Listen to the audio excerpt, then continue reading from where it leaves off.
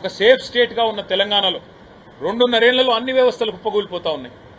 ఒకవైపు ఎండాకాలంలో విద్యుత్ ఇచ్చే పరిస్థితి లేదు, విద్యుత్ కోతలతో ప్రజలు అలమటించిపోతా ఉన్నారు. తాగునీటిని కనీసం మెయింటైన్ చేసే పరిస్థితి లేదు మిషన్ భగీరథ. ఇంకా ఎండాకాలం పూర్తిగా రానేలేదు, ఎక్కడికక్కడ నీటి ఎద్దడి. ప్రజలు మమ్మల్ని అడుగుతా ఉన్నారు, అన్న బోర్లు కావాలి, ఊర్లలో బోర్లు కావాలి, పట్టణంలో బోర్లు కావాలి అని అడిగే పరిస్థితి. ఏమైందయ్యా మిషన్ భగీరథ అంటే? అధికారులను అడిగితే మెయింటెనెన్స్ లేదు సార్, గవర్నమెంట్కి ఇష్టం లేనట్టుంది సార్, ఏం చేయాలి అని వాళ్ళు అంటా ఉన్నారు. ఒక్కొక్కటిగా వ్యవస్థలు కుప్పగూలిపోతా ఉన్నాయి. కానీ ఆందోళనకరం ఏమంటే ఇవాళ ఆ కుటుంబ సభ్యుల్ని కలిసినాం.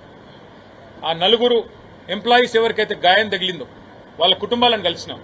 వాళ్ళు అంటున్నారు, అన్న ఇవాళ మా వాళ్ళకి జరిగింది, రేపు మిగతా వాళ్ళకి జరగదని గ్యారంటీ ఏంది?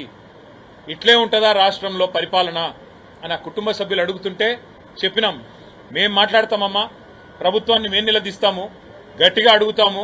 ఇదేనా పరిపాలించే పద్ధతి? ఇదేనా మీరు శాంతి భద్రతలు మెయింటైన్ చేసే పద్ధతి? పట్టపగలు ఇంత ఘోరం జరిగితే 32-33 గంటలైంది, ఒక్క అరెస్ట్ లేదు. కనీసం అసలు సీసీ కెమెరాల్లో ఓపెన్ గా వాళ్ళు మాస్క్ కూడా తొడుక్కోలేదు ఆ దుండగులు. అయినా మీకు కనీసం వాళ్ళని పట్టుకునే తెలివి లేదు.